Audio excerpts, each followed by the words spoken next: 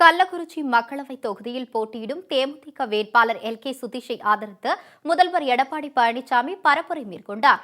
அதிமுக மற்றும் கூட்டணி கட்சி வேட்பாளர்களுக்கு ஆதரவாக முதலமைச்சர் பழனிசாமி சூறாவளி பிரச்சாரத்தை தொடங்கினார். தேமுதிக போட்டியிடும் கள்ளக்குறிச்சி தொகுதிக்குட்பட்ட கருமுந்தரை கிராமத்தில் உள்ள விநாயகர் கோவிலில் விநாயகரை தரிசித்து தனது தேர்தல் பிரச்சாரத்தை தொடங்கினார் முதலமைச்சர் பழனிசாமி. இதனையடுத்து கள்ளக்குறிச்சி தொகுதி தேமுதிக வேட்பாளர் எல்.கே. சுதீஷை ஆதரித்து சுமார் 1 கிலோமீட்டர் தூரம் வீதி வீதியாக நடந்து சென்று முதலமைச்சர் பழனிசாமி வாக்கு சேகரித்தார். அப்போது தேர்தல் அறிக்கை துண்டு பிரசுரங்களை பொதுமக்களுக்கு விநியோகம் செய்தனர். இதைத் தொடர்ந்து ஆயிரக்கணக்கான திரண்டிருந்த மக்கள் மத்தியில் தேமுதிக வேட்பாளர் எல்.கே. சுதீஷை அறிமுகப்படுத்திவிட்டு முதலமைச்சர் பழனிசாமி உரையாற்றினார். நாடு பாதுகாப்பாக இருக்க வேண்டுமெனில் மோடி மீண்டும் பிரதமராக வேண்டும் எனவும், புல்வாமா தாக்குதலுக்கு தக்க பதிலடி கொடுத்து நாட்டை பாதுகாத்தவர் பிரதமர் மோடி என்றும் அவர் தெரிவித்தார்.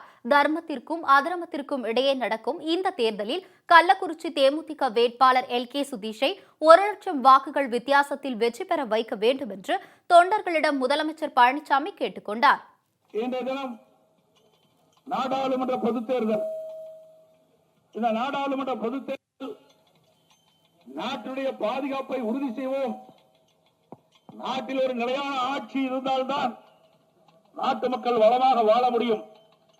ஆகவே நிலையான ஆட்சி ஏற்படுவதன் மூலமாக பாரத பிரதமராக இருக்கின்ற நரேந்திர மோடி அவர்கள் இன்றைக்கு மீண்டும் பாரத நாட்டுடைய பிரதமராக வர வேண்டும் என்பதற்காக நம்முடைய கூட்டணி சார்பாக போட்டியிடுகின்ற அறிவித்தவர் எல்.கே. சுதீஷ் அவர்களுக்கு முழு வாக்களித்து பெருவாரியான வாக்கு வித்தியாசத்தை வெற்றி பெற செய்ய வேண்டும்.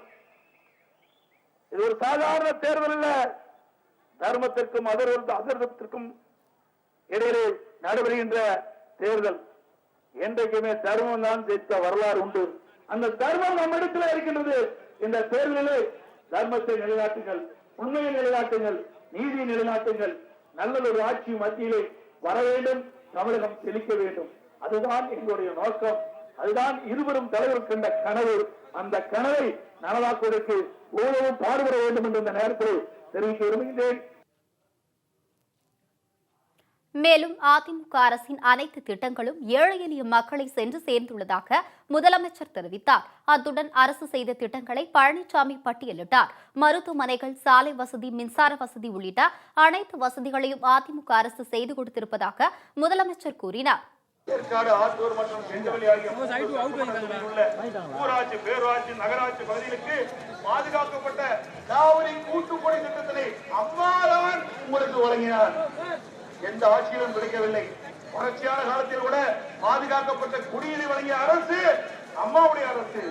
அதே போல கருமந்துறையிலே மலைவாழ் மக்களுடைய அந்த குழந்தைகள் நல்ல கல்வி கற்க வேண்டும் என்பதற்காக இந்த பகுதியிலே அம்மாவுடைய ஐடிஐ கல்லூரியை அம்மா தான் கொடுத்தாங்க. மலைவாழ் மக்களை வாழ வைத்த தலைவர் புரட்சி தலைவர் அம்மாவர்கள். இங்குள்ள அனைத்து மலைப்பகுதி கிராமங்களுக்கும் மின்சார வசதி எந்த ஆட்சியில் கிடைச்சது? இன்னைக்கு மலை பிரதேசங்களிலே மலைவாழ் மக்கள் இன்னைக்கு மின்சாரம் இல்லாமல் இருந்தார்கள். அந்த நிலையை கூட அம்மாவுடைய எடுத்து அந்த மலைவாழ் மக்களுக்கு மின் விளக்கு வசதி ஏற்படுத்தி மின்சார வசதியை கொடுத்த அரசு அம்மாவுடைய அரசு. அதை அடிப்படை தேவைகளை நிவர்த்தி செய்கின்ற அரசு அம்மாவுடைய அரசு.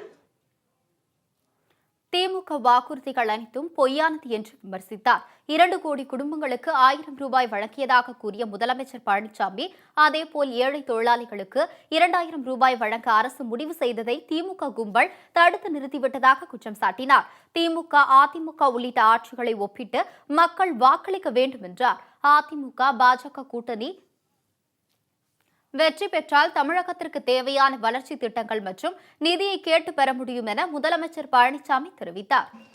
அனைத்து இல்லங்களிலும் கை பொங்கல் என்று பொங்க வைத்த அரசு அம்மாவுடைய அரசு.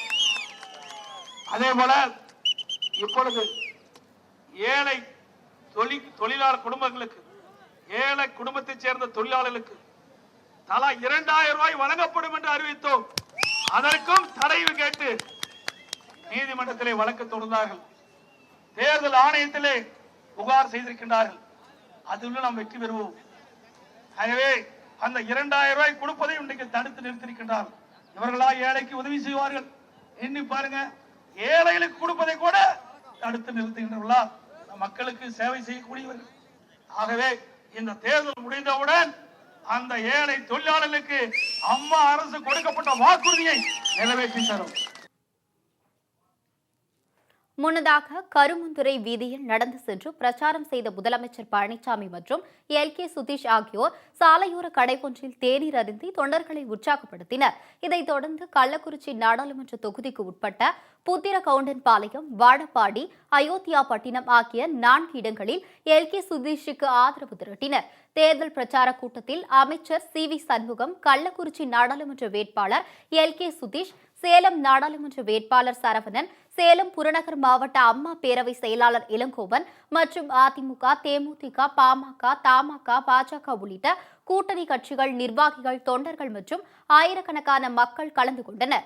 மாலையில் கள்ளக்குறிச்சி தொகுதிக்கு உட்பட்ட ராஜாநகர் பகுதியில் நடந்து சென்று அங்குள்ள கடைகளில் எல்கே சுதீஷ் வாக்கு சேகரித்தார். அப்போது அங்குள்ள சிறு குறு வியாபாரிகள் மற்றும் பொதுமக்களை நேரில் சந்தித்து முரசு சின்னத்திற்கு வாக்களிக்குமாறு அவர் கேட்டுக் கொண்டார்.